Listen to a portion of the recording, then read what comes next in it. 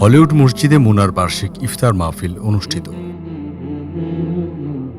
গত 22 ফেব্রুয়ারি রবিবার Muslim Ummah of North America MUNA west zone এবং লস অ্যাঞ্জেলেস চ্যাপ্টারের উদ্যোগে বার্ষিক ইফতার মাহফিল অনুষ্ঠিত হয়েছে।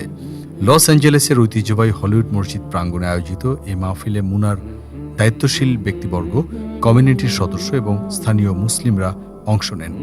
বিকেল 4টা থেকে অনুষ্ঠান শুরু হয়ে ইফতার পর্যন্ত বিভিন্ন পর্বে তা অনুষ্ঠিত হয়।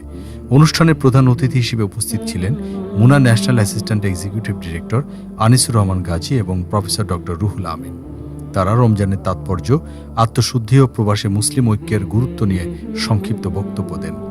বক্তারা বলেন, প্রবাসে বসবাসরত মুসলমানদের মধ্যে পারস্পরিক সম্প্রীতি ও ভ্রাতৃত্ববোধ জোরদারে এ ধরনের আয়োজন গুরুত্বপূর্ণ ভূমিকা রাখে।